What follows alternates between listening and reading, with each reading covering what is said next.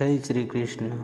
ભીષ્મ પિતામહ અને યુધિષ્ઠિર વચ્ચેનો સંવાદ યુદ્ધ પહેલાં થયેલા કૃષ્ણ અને અર્જુનના સંવાદ જેવો જ મહત્વનો તેમજ ન ભૂતો ન ભવિષ્યથી હતો. માધવે અર્જુનને સામાન્ય માણસ અસામાન્ય મૂલ્યોથી વીરત્વ કઈ રીતે પ્રાપ્ત કરી શકે એની કર્મ અને ભક્તિની વાત કરી હતી. તો પિતામહ યુધિષ્ઠિરને શીખવી સમજાવી રહ્યા હતા શ્રેષ્ઠ રાજા બનવાની વાતો. રાજ્યાભિષેક પહેલાં અને પછી યુધિષ્ઠિરને જે શંકાઓ અને ગભરામણો હતી એ તમામ શંકાઓ પિતામહ તબક્કાવાર દ્રષ્ટાંત સહિત દૂર કરી રહ્યા હતા.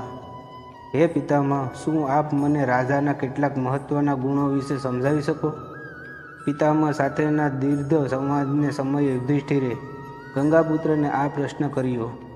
હે ભરત શ્રેષ્ઠ, રાજા કોઈ એક ચોક્કસ ગુણનો અધિકારી નથી હોતો. તે મિશ્રી ગુણ હોવો જોઈએ. રાજામાં કોમળતા અને કઠોરતાનું એક સરખા મૂલ્યમાં હોવું અત્યંત જરૂરી છે. કોઈને દંડ કરવાનો હોય ત્યારે રાજા ખસકાવો ન જોઈએ, પરંતુ રાજામાં ક્ષમાશીલતા પણ હોવી જોઈએ. જે રાજામાં ક્ષમાશીલતા ન હોય એ રાજાનું રાજ્ય વહેલું મોડું નાશ પામે છે. પિતામહની આ વાત સૌને ગળે ઉતરી એવી હતી. માધવના આશીર્વાદથી પીડાઓથી મુક્ત થયેલા ગંગાપુત્રએ આસપાસમાં ઊભેલા તમામ પાંડુપુત્રો પર નજર નાખી. તમામ પાંડુપુત્ર તેમની વાતને ધ્યાનપૂર્વક સાંભળી રહ્યા હતા. એ જોઈને તેમને સંતોષ થયો. બાકી દુર્યોધન કાળમાં રાજકાજ બાબતે પિતામહ માત્ર એક વડીલ જ રહ્યા. તેમને અપાત સન્માન સિવાય તેમની બીજી કોઈ સેવા કે સલાહનો લાભ લેવાતો નહોતો. સહેજ આરામ કરીને પિતામહ ફરી બોલ્યા. ન્યાયની બાબતે રાજાએ હંમેશા યમરાજના ગુણને અનુસરવો જોઈએ. એ ગુણ છે સમાનતાનો ગુણ. જેમ યમરાજ પૃથ્વી પર જન્મેલા દરેક મનુષ્ય કે જીવનને કોઈ પણ પ્રકારના ભેદ વિના યથા સમયે મૃત્યુ આપે છે, એમ રાજાએ પણ ન્યાય કરતી વખતે તેના પ્રિય અપ્રિયનો ભેદ કરવો ન જોઈએ. ન્યાય તોળતી વખતે રાજા જ્યારે પ્રિય અપ્રિયને પોતાના અંગત મતને મહત્વ આપે છે, ત્યારે એ રાજાનો નાશ કરવા માટે શત્રુની જરૂર રહેતી નથી. રાજા પોતે જ પોતાના રાજ્યને નાશ તરફ દોરી જાય છે. પિતામહ, હું આપના આ શબ્દોને સદાય મારા હૃદયમાં અંકિત રાખીશ. મને મારું રાજ બચાવવાની ચિંતા નથી, પરંતુ ન્યાયમાં ભેદભાવ કરવો એ મને અત્યંત મોટું પાપ જણાય છે. એટલે હું આપને વચન આપું છું કે રાજ્ય પણ જતું હોય તો જવા દઈશ, પરંતુ ન્યાયમાં હું ભેદભાવ નહીં રાખું. યુધિષ્ઠિરે ભીમને વચન આપ્યું. તારો વિજય થશો. નરશ્રેષ્ઠ રાજાનો એક ગુણ એ પણ છે કે એ ક્યારેય અનીતિ મેળવેલું ધન પોતાના અંગત ઉપયોગમાં ન લે. પિતામહે કહ્યું. પિતામહ, આપ જાણો જ છો કે હું ક્યારેય અનીતિ નહીં આચરું. તો આપે આ ગુણ કયા સંદર્ભે કહ્યો એ વિશે આપ જણાવી શકો? વાહ મારા પુત્ર, તું મારા તાત્પર્યને સારી રીતે સમજ્યું. મારો કહેવાનો આશય એ જ છે કે રાજા તરીકે ઘણીવાર ચોરો કે લૂંટારાનો ન્યાય તોળવાનો થશે. એમને તો તું કારાવાસ કે મૃત્યુદંડ આપશે, પરંતુ એમણે એકત્રિત કરેલા ધનનું તું શું કરીશ? અનેક રાજાઓ આ બાબતે લોભ આચરતા હોય છે અને એ ધન પોતાના ઉપયોગમાં લેતા હોય છે, પરંતુ અનીતિનું એ ધન રાજાને આસક્ત બનાવી દેતું હોય છે. જેથી એવા ધનનો હંમેશા વૃદ્ધો, આસક્તો કે ગરીબોના કલ્યાણ માટે જ ખર્ચ કરવો.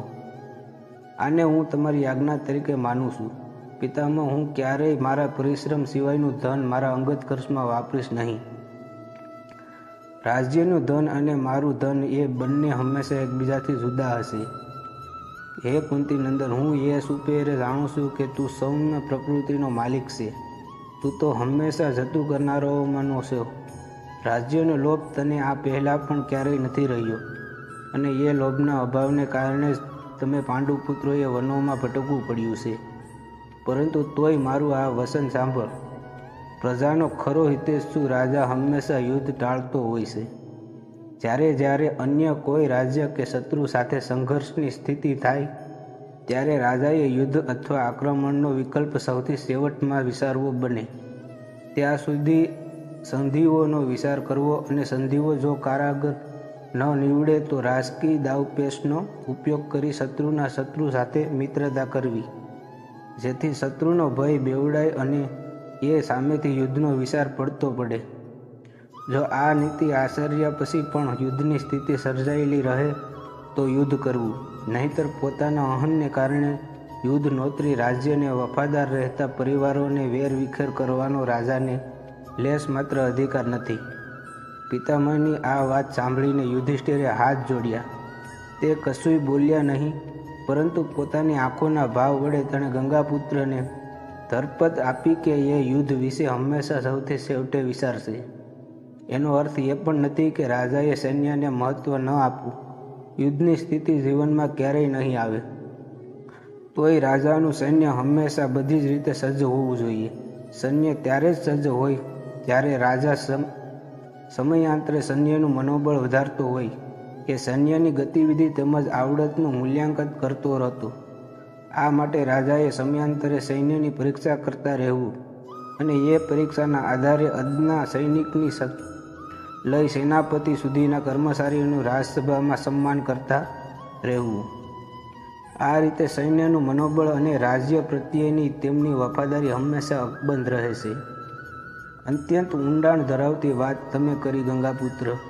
માધવ પણ જાણે દેવવ્રતની વાત સાથે સહમત થયા હોય તેમ એમણે ગંગાપુત્રને પ્રોત્સાહન આપ્યું.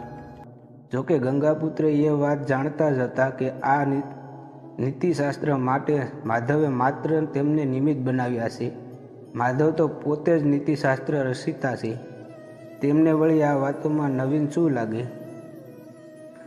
અને વાત પણ સાચી હતી. માધવે ગંગાપુત્રને જ્ઞાનની એક મહાન ગંગોત્રીના નિમિત્ત બનાવ્યા હતા. જય શ્રી કૃષ્ણ. વિડીયો પસંદ આવે તો અમારી ચેનલને લાઈક સબસ્ક્રાઈબ જરૂરથી કરજો.